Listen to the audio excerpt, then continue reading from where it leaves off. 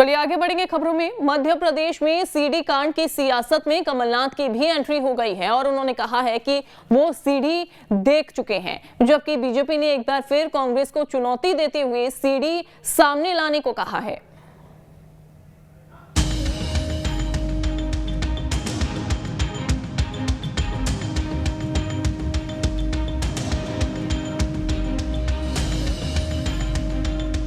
ये तमाम अश्लील सीडी हमारे पास मौजूद है।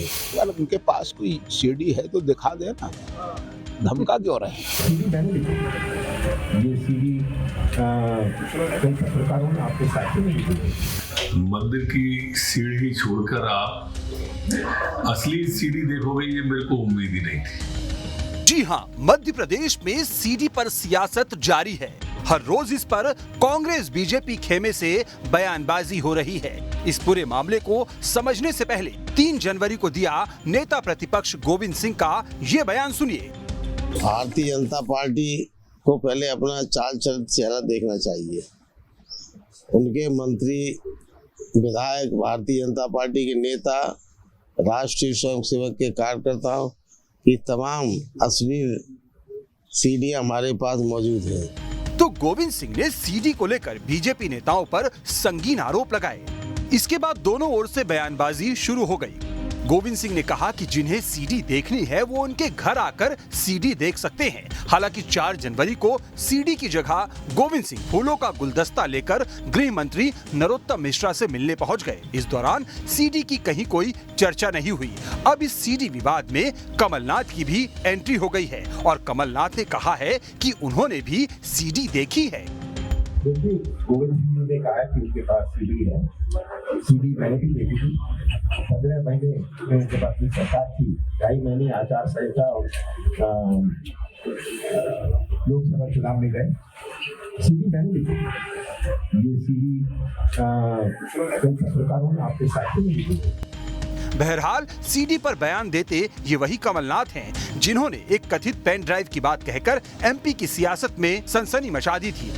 हालांकि कमलनाथ का वो कथित पेन ड्राइव कभी सामने आया ही नहीं। बहरहाल सीडी विवाद पर बीजेपी ने एक बार फिर कांग्रेस को चुनौती देते हुए सीडी सामने लाने को कहा है। मैंने आज आपकी माननीय कमलनाथ जी बाइट देखी।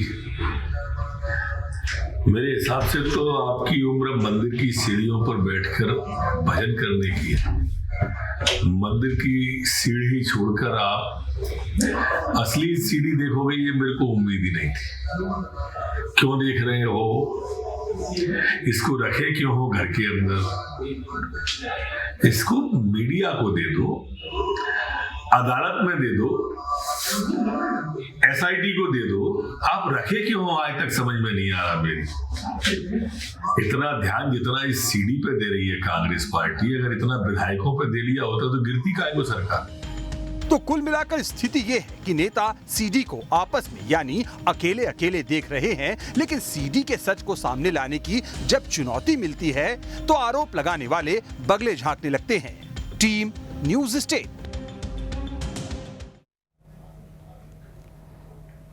मध्य प्रदेश में इसी साल विधानसभा के चुनाव होने हैं, जिसे लेकर कांग्रेस अभी से तैयारियों में जुट गई है। इसी के तहत 17 में पिछड़ा वर्ग महासम्मेलन में हिस्सा लेने पहुंचे पूर्व मुख्यमंत्री कमलनाथ ने प्रदेश के सीएम शिवराज सिंह चौहान इन्वेस्टमेंट नीति पर सवाल उठाए।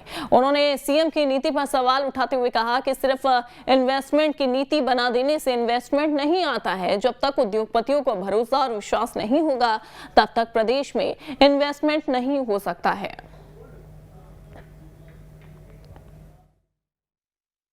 2020 और 2022 विदेशी निवेश जो आया 18.8 लाख करोड़ और मध्य प्रदेश को कितना मिला? 0.3%। औद्योगिक नीति बना लेना बहुत आसान है, इन्वेस्टमेंट पॉलिसी बना लेना बहुत आसान है, पर उसका क्रियान्वयन तो हो। जब तक आपकी पहचान एक विश्वास की, एक फेथ की, investment is an article of faith. निवेश आता है विश्वास से, निवेश आता है फेथ से।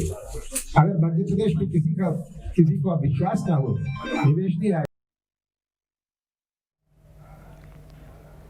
आगामी विधानसभा चुनाव के मद्देनजर भाजपा के विभिन्न मोर्चों की बैठकें तेज हो गई हैं। गुरुवार को भी भाजपा के पिछड़ा मोर्चा के राष्ट्रीय और राज्य स्तरीय पदाधिकारियों ने इंदौर के बीजेपी पिछड़ा मोर्चा के पदाधिकारियों के साथ बैठक की। बैठक में शहरी और ग्रामीण पिछड़ा मोर्चा के पदाधिकारी मौजूद थे, जिन्हें पिछड़ा वर्ग मोर्चा के राष्ट्रीय उपाध्यक्ष और प्रदेश अध्यक्ष देव नारायण प्रजापति ने बूथ स्तर से लेकर जिला स्तर तक भाजपा मोर्चा के अलग अलग कार्यक्रमों को तेजी से आगे बढ़ाने की सलाह दी। साथ ही पिछड़ा वर्ग के मतदाताओं की दिक्कतों को दूर करने के लिए निर्देशित किया है।